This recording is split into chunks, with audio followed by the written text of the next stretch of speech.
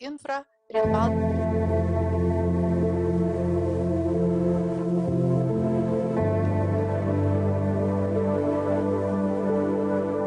Neris River Bridge, it's a complicated design bridge passing over the Neris River.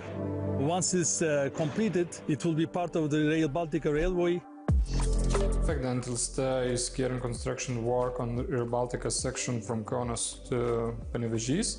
Our company is responsible for 28 kilometers of embankment, a double track of railway and engineering structures in this section. This infrastructure project is unique and very important to our country. It is the longest bridge in Lithuania, in Baltics. It's in the most developed section of this project, which is between Kaunas and the Latvia border. The bridge will have approximately 80,000 cubic meters of concrete, 1.5 kilometer bridge. The height will be 40 meters above the Neris River, and we'll have 376 piles under the foundations of the bridge. The project itself is, for us, is a kind of a collaboration between international and the locals in so many different ways. There is constant activity cooperation with project owners, local authorities and other experts. The collaboration is the key to succeed this project, as stakeholders is expecting from us. Our team is very proud to be a part of this project, Rail Baltica, to be first engineers to add some value to this kind of projects. It's very, very great for us.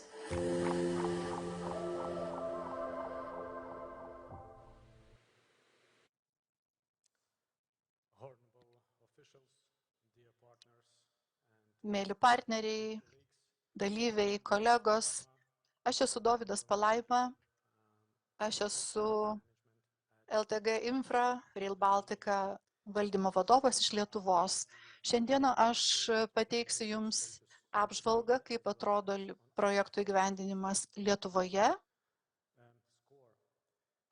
Ir visų pirma, pakalbėsiu apie projekto apimtį Lietuvoje, po to pereisiu prie įgyvendinimo skirtingais aspektais ir toliau pereisiu prie konkrečių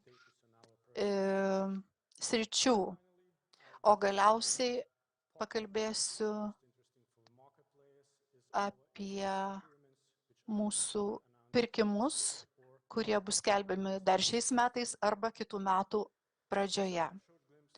Taigi, pirmiausia, trumpai apie projekto apimtį Lietuvoje. Mes turime beveik 400 km bėgių kelio, turime 3 transporto mazgus, 3 tarptautinės keleivių stotis, 2 intermodalinius terminalus, taip pat 2 tarptautinės oro uosto stotis, 2 infrastruktūros, techninės priežiūros stotis.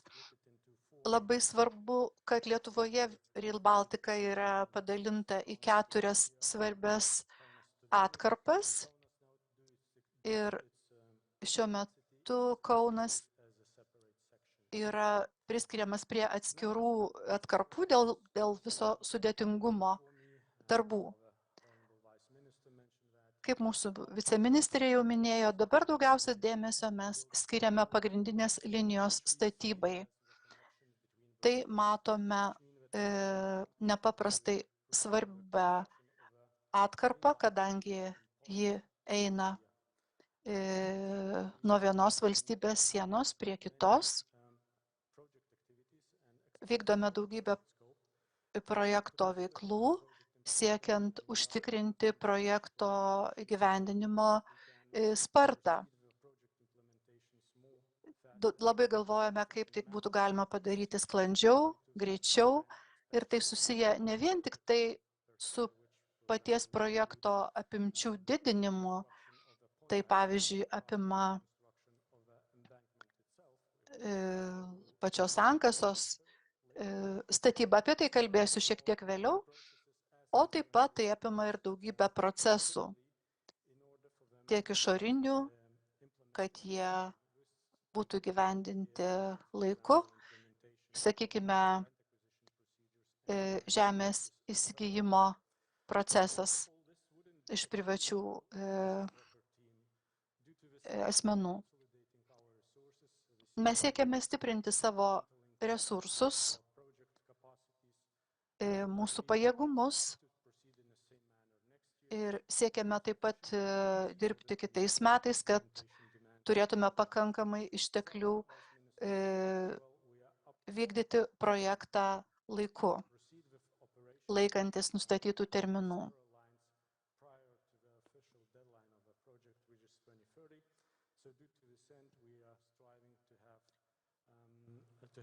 Visas projektas turi būti užbaigtas 2030 metais, kaip jūs jau girdėjote, tačiau tam tikros projekto atkarpos turi būti baigtos anksčiau.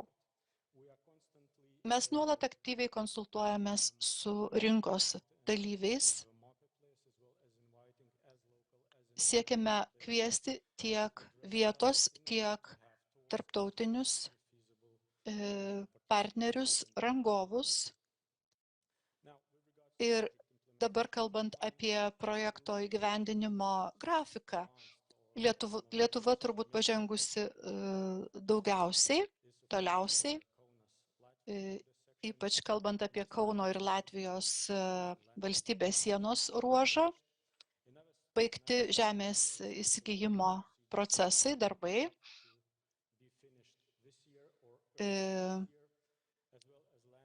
Kai kurie dar turės būti pabaigti 24 pradžioje. Kalbant apie statybos darbus, mes jau praėjome aktyvę veiklą link Latvijos sienos. Kai kurie statybos darbai visgi bus pradėti tik tai 26 metais. Toliau kalbant apie elektrifikavimo, signalizacijos sistemas, jos bus pradėtos 25 metais. Ir dabar kalbant apie mūsų statybos strategiją Lietuvoje, kaip jau minėjau anksčiau, statybos darbai link Latvijos sienos jau prasidėjo, tamsiai mėlyna spalva jūs matote atkarpą ir tai yra sritis, kur mes jau pradėjome statybos veiklą, kur paskelbti konkursai, o kiti likusiai konkursai bus skelbiami artimoje ateityje arba šiais metais, arba kitų metų pirmoje pusėje. Taigi mes turime šią atkarpą einančią link Latvijos sienos, kuri yra padalinta į dvi dalis. Mes tai vadiname prioritetinėmis atkarpomis ir kiekviena iš jų dar yra padalinta į 4 mažesnės atkarpėlės. Kalbant apie statybos darbus, matote, yra 3 pagrindinės dalys, tai yra sankasos ir susijusių struktūrų, taip pat privažiuojamųjų kelių statyba yra gan svarbus tikslai. O dabar pereikime prie konkrečių atkarpų, kaip jau minėjau anksčiau. Mūsų prioritetinės sritis yra atkarpa einanti nuo Kauno iki Latvijos sienos. Kaip sakiau, planavimo darbai baigti, vyksta projektavimo veikla, statybos darbai jau pradėti.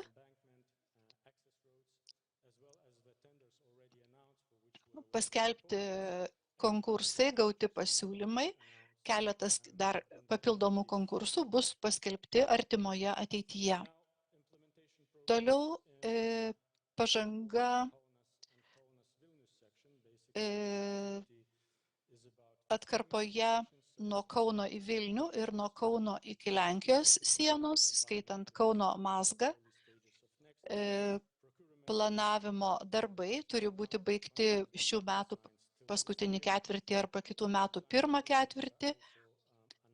Taip pat yra paskelbti konkursai dėl projektavimo darbų ir tikimės, kad kitų metų pradžioje galėsime jau pradėti konkrečią veiklą. Toliau, kalbant apie įgyvendinimo pažangą ir stotis ir depo. Taigi planavimas regioninėse stotyse vyksta šiuo metu. Žemės įsigijimo konkursas paskelbtas. Taip pat, kalbant apie Kauno ir Vilniaus atkarpą, regioninės jungtys ir regioninės stoties infrastruktūra yra projektuojama. Taigi, iš tikrųjų, nors nuveikta nedaug, dar turime pasistengti, kad būtų atlikti reikiami darbai iki 26 metų. Dabar šiek tiek apie PT objektus. Kas yra svarbu šioje veikloje, tai kad mes perkame žemės sklypus komerciniu pagrindu. Mes tai vadiname, būtent taip ir vadiname. Ir tokių objektų iš viso yra 24, tiek Kaune, tiek atkarpoje nuo Kauno iki Lenkijos sienos. Ir čia mes jau esame finalinėme etape.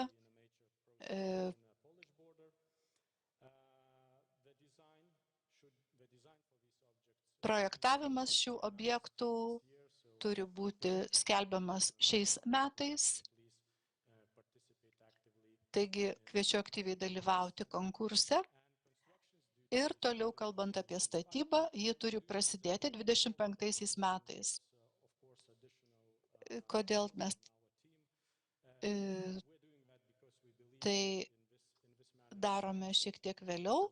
Manau, kad tokiu būdu mums pavyks sutaupyti maždaug 1 metus laiko ir mes sutilpsime į viso projekto įgyvendinimo grafiką, kad iki 28 metų galėtume pradėti operacijas. Toliau kalbant apie pirkimus. Major procurements with regards to the construction works or supervision services. These are conducted under DPS, which is referred to Dynamic Purchasing System.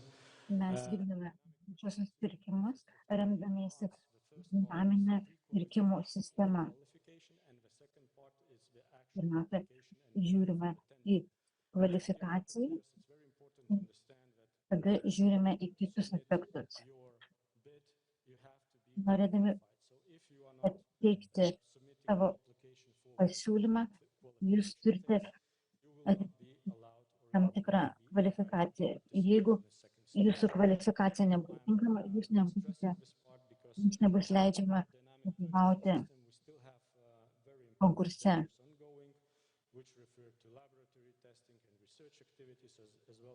Pas mus dar labai svarbus konkursai vis dar vyksta dėl laboratorinio testavimo ir mokslinio tyrimo paslaugų susijusių su kontraktiniais darbais, dėl statybos priežiūros ir inžinierių paslaugų.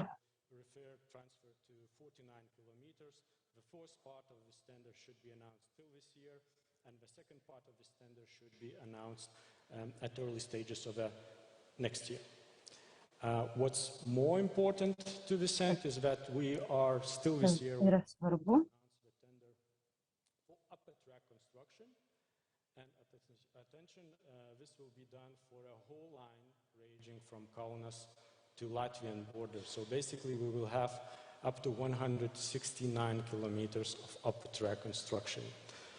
mes skelbsime konkursą pagrindiniai linijai nuo Kauno iki Latvijos sienos ir bus vienas konkursas 169 kilometrams linijos.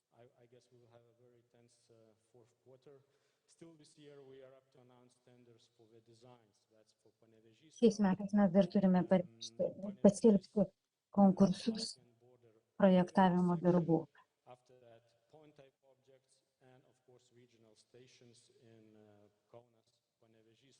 PT objektų, taip pat regioninių stočių Panevėžio ruože.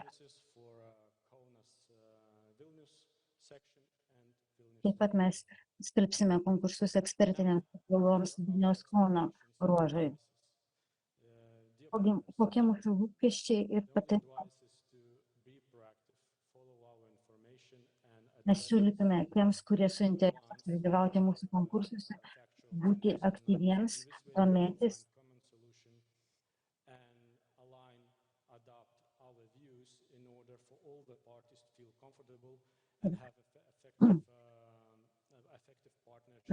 ir steigti savo siūlymus. Rasite daugiau informacijos mūsų puslapiuose. Štai čia yra informacija apie patį projektą, apie visus viešosios pirkimus, kurios organizuoja LTD Infra. Jūs taip pat galite kreipti į mus. Dėkui, bendradarbiaukime. Jau bendradarbiaukime. Thank you, Dovydas. Before we turn to this kind invitation to cooperate, we have a few questions from the audience coming in. Keletą klausimų iš auditorijos. About the connection to Poland. Rail Baltica will connect to European network through Poland. Rail Baltica sujungs su Europos tinklu per Lenkiją. Lithuania and Polish border and Warsaw will be ready.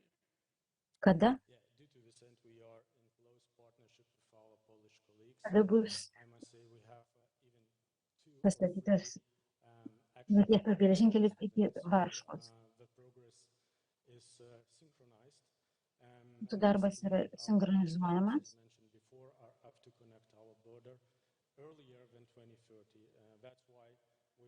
Mūsų tikslas susijungti, pastatyti geležinkelį iki Lenkijos sienos iki 2030 metų. Another question from Fabian, also relating to borders. So it's a broader one, but I think you can also Kitas klausimas, galbūt šiek tiek platesnis. Manau, galite pasakyti iš Lietuvos perspektyvos, kaip jungtys tarp Estijos, Latvijos ir Lietuvos paveiks geresnį susisiekimą pasienyje. Yra daug specialistų, kurie dirba šio klausimu ir ta visa veikla tarp Latvijos, Estijos, Lietuvos paveiks ne vien tik tai fizinį susijungimą, tačiau ir operacijas, bendras operacijas. Manau, kad bus nauda visai sistemai. Taigi, mes daugiausia dėmesio dabar skiriame infrastruktūros plėtrai, o paskui jau pakalbėsime apie bendras operacijas. Ačiū. Kitas klausimas taip pat apie grafiką. Iš tikrųjų labai didelį įspūdį daro tilto virš Neries statyba. Kodėl ta statyba taip ilgai užtruko? Jau buvo pradėta prieš metus ir mažai kas nuveikta. Na, manau, kad nuveikta ne taip ir mažai. Jeigu jūs pasižiūrėtumėte giliau. Ir visa tai yra turbūt todėl, kad buvo šiokių tokių projektavimo nesusiderinimų. Mes nuolat kalbame apie su projektuotojais, ieškome sprendimų ir kadangi viskas gali būti padaryta greičiau, sklandžiau. Aš tikrai sutinku, kad yra klausimų, problemų, kurios turi būti sprendžiamos, tačiau daug kas priklauso nuo visų susijusių šalių geranoriškumo, pastangų, tačiau projektas juda ir aš manau, kad viskas bus tikrai gerai. Kitas klausimas apie statybą. Lietuva stato pagrindinę liniją be infrastruktūros statinių, objektų. Kodėl Latvija ir Estija skiria daug dėmesio infrastruktūros objektų statybai. Taigi, kodėl Lietuva koncentruojasi prie pagrindinės linijos? Iš tikrųjų, mūsų pasirinkimas nelabai skiriasi. Jeigu jūs žiūrėtumėte į atkarpą tarp Kauno ir Latvijos sienos, kaip minėjau savo prezentacijoje, yra dar 8 mažesnės atkarpėlės. Ir taip yra todėl, kad kalbant apie viešuosius pirkimus, ne vienodų metų paskelbti konkursai dėl pirkimų, mes tam tikrą prasme eksperimentavome, padalydami liniją į tas atkarpas, tačiau manau, kad būtent taip mums pavyksta geriau pasiekti rangovus, pritraukti daugiau rangovų.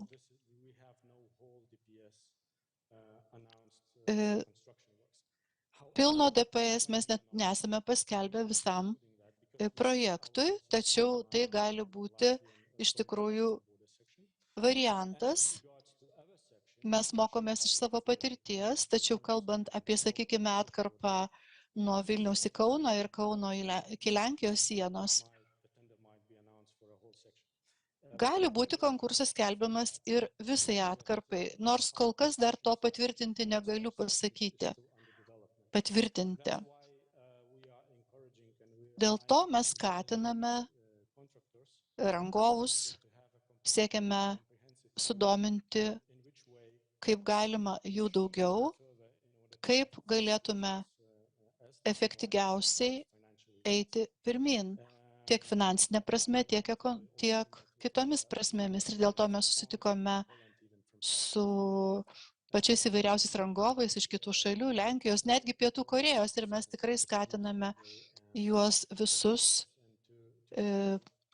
kreiptis į mūsų, aptarti, pasikonsultuoti, kadangi šios konsultacijos iš tikrųjų virsta paraiškomis, kurios atitinka jūsų lūkesčius, kurios sudomina jūs. Aš manau, kad kalbant apie visą DPS, iš tikrųjų yra pranašumo. Jūsų kolega Guns Ašmans kalbėjo apie infrastruktūros valdymą. Tai nereiškia, kad LTG bus infrastruktūros valdytojas Lietuvoje. Dėl to klausimas apie tai, ar yra kažkokių paskaičiavimų, kiek linijos priežiūra gali kainuoti ateityje. Na, tokių duomenų aš neturiu, tačiau mūsų departamentas, kuris būtent atsako už infrastruktūros valdymą, apie tai galvoja, mes su jais konsultuojamės, jie konsoliduoja mūsų išteklius, kad mes viską atliktume laiku. Ir toks yra mūsų tikslas. Taigi, pabaigai, baigiant jūsų prezentaciją, norėčiau grįžti prie jūsų kvietimo bendradarbiauti. Galbūt jūs galėtumėte tik tai nurodyti, kokie numatomi artimiausi pirkimai.